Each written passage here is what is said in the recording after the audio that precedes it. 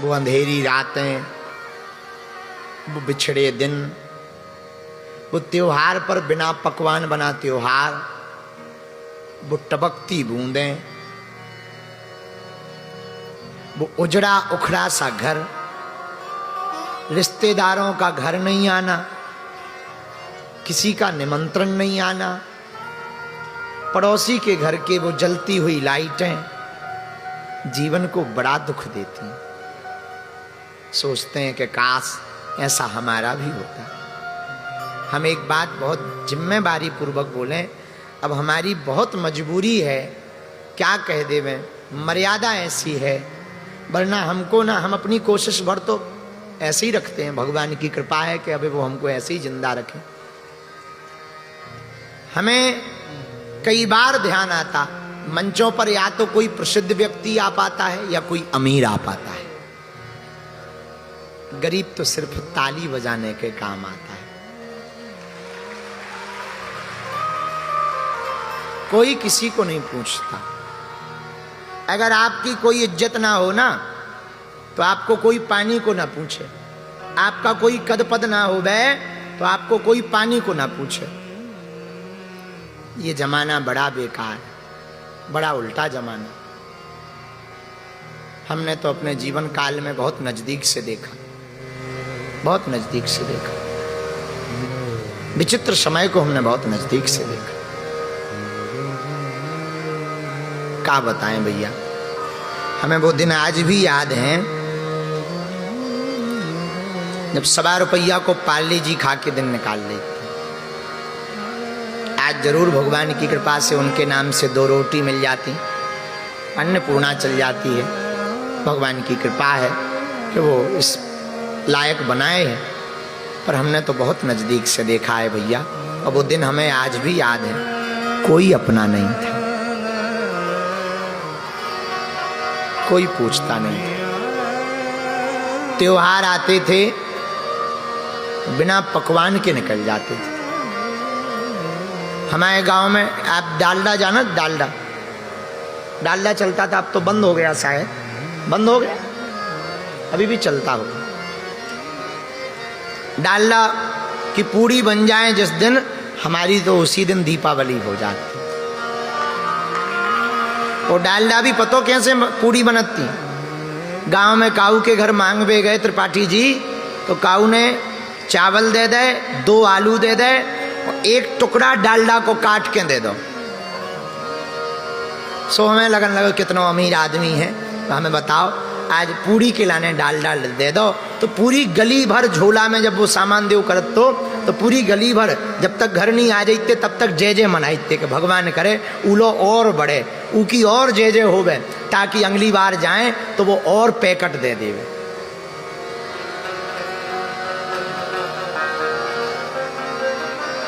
और हमारी माताजी ने हमें बहुत सिखाया। हमारी माताजी की एक आदत रही, माताजी कहती थी बेटा घर से ऐसे मुस्कुराते हुए निकला करो कि लोग ये ना समझे कि अपने घर पे भोजन नहीं बना है। वो हमें याद है, एक एक पल याद है। वो बरसात के दिन जब आते थे तो आफत आती थी। एक पजामा में हमने सवा महीना गुजारा है।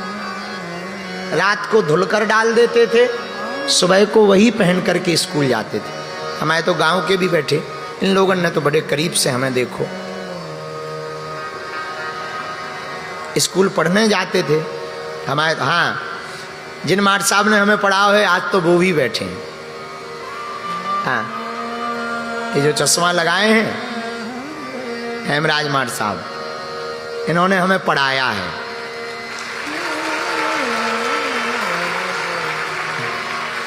अच्छा, बचपन में ये हमारे गाल ताना करते थे। अच्छा, ये पढ़ाते थे, पर हम भी इतने विचित्र गुरु निकले कि पहले हम इनको यस सर कहते थे, हमने इनको ही दीक्षा दे दी। अब ये हमको जी गुरु जी कहते हैं। तो कभी कभी हम स्कूल पढ़ने जाते थे, ये हमको पढ़ाते थे। छोटा बड़ा ABCD इन्होंने ही पढ़ाई हमको। कभी कभी जाना होता था, क्योंकि एक ही पजामा रहता था, वो फट जाता था, गंदा हो जाता था। तौलिया एक ही थी। पिताजी कुछ करते नहीं थे। त्योहार आते थे तो कुछ बनता नहीं था। जब भोजन नहीं बनता था तो घर गांव में कोई निमंत्रण होवे तो बड़ी खुशी होती कि चलो आज ते भोजन हो जाए। भैया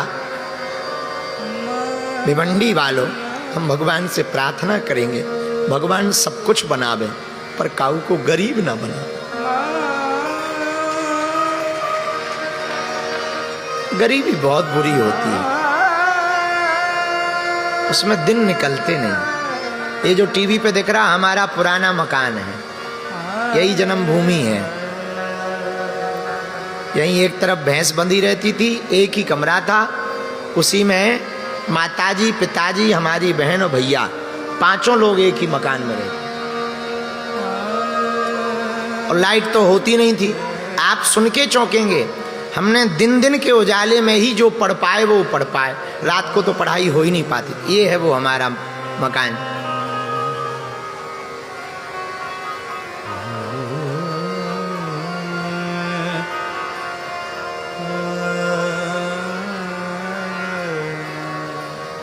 जिंदगी बड़ी विचित्र होती है यारों।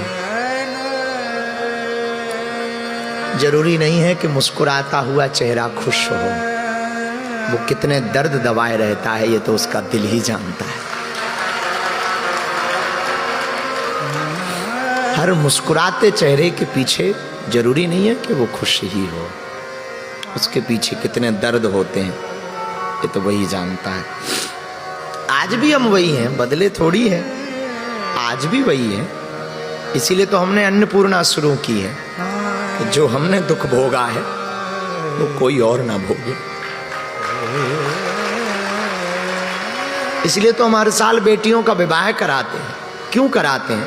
हमको क्या पड़ी, साल भर कथा करके जो मिलती है दक्षिणा वो हम लुटा देते हैं, शिवरात्रि को उनको देते हैं, बेटियों को देते हैं जिनको हम 1 महीना पहले जानते नहीं, जिनसे हमारा कोई परिचय नहीं। वो मात पितृहीन बेटियां क्यों? जो हमने अपनी बहन के विवाह में भोगा है। भारत का कोई भाई अपनी बहन के विवाह के लिए न थे।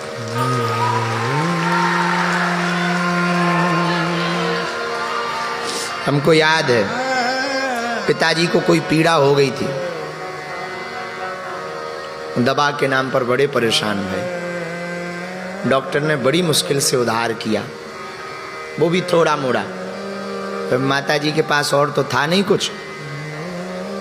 शायद आप जानते हो एक टंकी होती थी पहले, पीतल की टंकी चलती थी, उसमें आटा रखते थे, तो वो टंकी ही बेच करके फिर दवाई करवाई। उसी दिन हमने प्रण ले लिया था कि भगवान कभी हमें सामर्थ्यवान बनाएंगे। हमने सोचा मंदिर तो लाखों हैं भारत में, हजार हजार करोड़ के मंदिर हैं, हम अस्पताल बनवाएंगे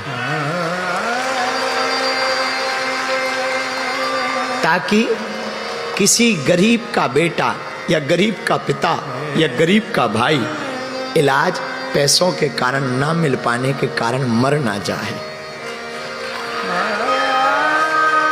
हम कथा कर लेंगे, है नहीं हम पे, जाएंगे कथाएं करेंगे, यजमानों से याचना करेंगे।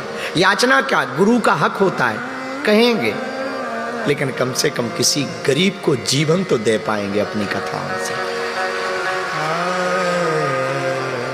गरीबी बड़ी बुरी होती है साहब, बड़ी बुरी होती है, इसमें कोई किसी का हमको पता है, अपनी तो ठीक ही है। हमारे तो जो त्रिपाठी जी हैं ये भी ऐसे ही उठे हुए हैं। आज जरूर भगवान की इनके ऊपर, भगवान करे किसी की नज़र ना लगे, खूब कृपा है, पर ये भी अपने घर से 60 रुपया लेके निकले थे सतना से। हाँ, खूब संघर्ष किया रातों भर। आज जरूर लोगों को लगता त्रिपाठी जी के ही गुरु जी हैं, गुरु जी उन्हीं के घर रुकते हैं, उन्हीं के घर कृपा करते हैं। ना हम सबके घर जाना चाहते, पर भैया ये जो भी है ना, ये भी कोई साधारण नहीं है।